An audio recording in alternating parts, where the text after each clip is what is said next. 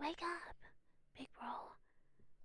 Seriously, you always say you're gonna listen to me and help me, but then I find you trying to fall asleep. You're such a lazy big brother, you know that. But whatever. My teacher said I should practice reading this out loud, and you're the only one around, so you're stuck with me, loser. Let's get comfortable, okay? Here, rest your stinky head. Rest your head on me. Not like anyone else would let you.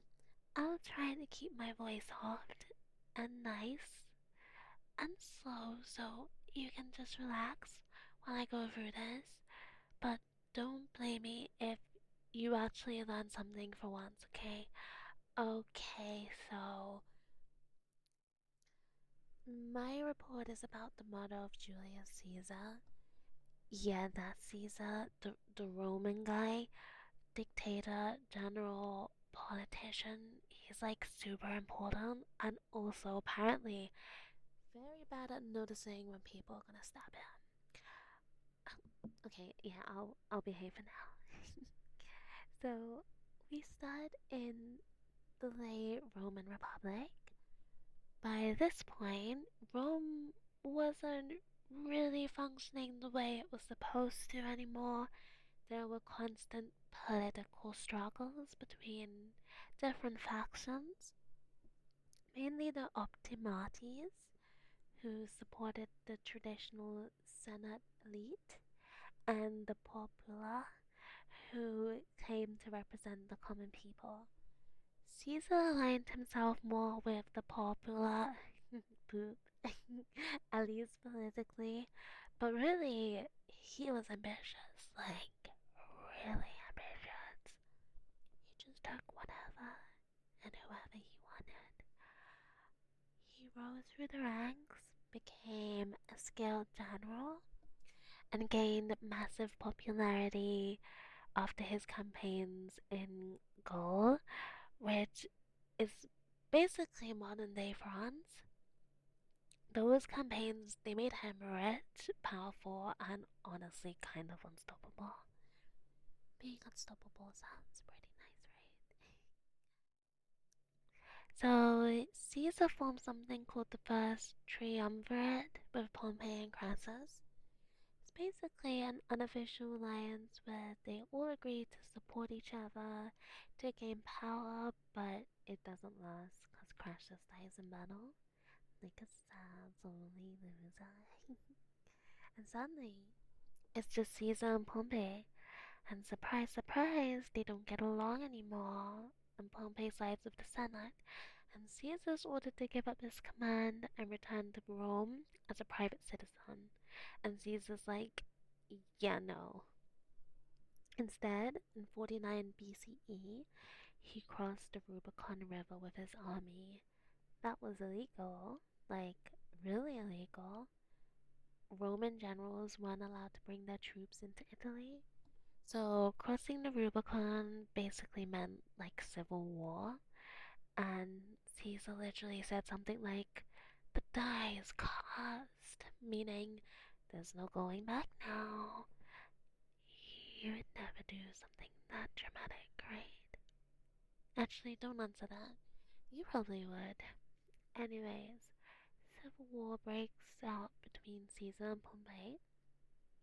Caesar wins, and Pompey flees to Egypt where he's assassinated, which is kind of ironic considering what's about to happen later. And Caesar returns to Rome as the most powerful man in the Republic. And now, here's where things start making people nervous. Um, Caesar is declared dictator, at first temporarily, but then eventually dictator for life. And that's a huge deal, like, so huge. Because Rome had a very strong cultural fear of kings. They had overthrown their monarchy centuries earlier, and the idea of one man holding too much power made the Senate deeply uncomfortable. Can you imagine having that much control, big bro. That kind of person, they'd probably get a little full of themselves, right? Not that I'm talking about you or anything. So, Caesar starts implementing reforms. Some of them were actually pretty good. He organized the calendar, reduced debt, gave land to veterans, tried to stabilize the government, but he also centralized power around himself. He filled the Senate with his supporters and accepted honors that made him seem almost royal and generally acted in a way that made people worry he's becoming a tyrant. And that's when the conspiracy started forming. Assassination. A group of senators, 60 or so, began plotting to assassinate Caesar, and they call themselves the Liberators. They claim they're doing it to save the Republic, but honestly, some of them were just jealous or afraid of losing their power. Two of the most notable conspirators were Brutus and Cassius. Brutus is especially important because Caesar supposedly trusted him. Some sources even suggest Caesar saw Brutus almost like a son, which makes what happens next kinda worse. You'd never betray me, right, big bro? The assassination is planned for the Ides of March. That's March 15, 44 BCE. The Senate is meeting at the theater of Pompeii, and Caesar's supposed to attend. Now, there are all these little warning signs, like a soothsayer supposedly tells Caesar to beware the Ides of March. His wife, Calpurnia, has nightmares about his death and begs him not to go. There are even rumors that he received written warnings about the plot, but Caesar ignores all of them. You listen to me if I warned you about something, right? You better. So Caesar arrives at the Senate. Everything seems normal. The conspirators gather around him, pretending to present a petition. One of them, Lucius Tilius Simba, approaches and grabs Caesar's toga like he's asking for a favor, distracting him. And that's the signal. Suddenly, they attack. Caesar reacts, tries to defend himself.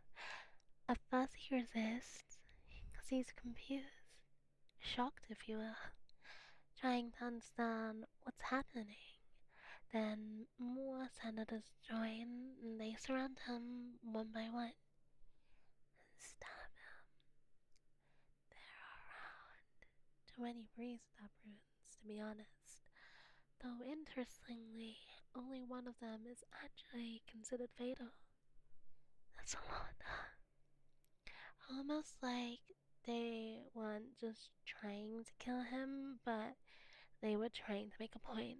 And then Caesar sees Brutus, and depending on the source, his reaction changes. Some say he stops resisting the moment he sees him. Like, that betrayal is what really finally breaks him. And that's where the famous line comes from. Hey, dude, Brutus. In the end, Caesar's death doesn't save the Republic. It actually helps lead to its collapse and under the rise of the Roman Empire under Augustus. But that's a story for another time. Kinda tragic, don't you think? Anyways, that's the end of my report. You probably didn't hear half of it, but I guess that's fine.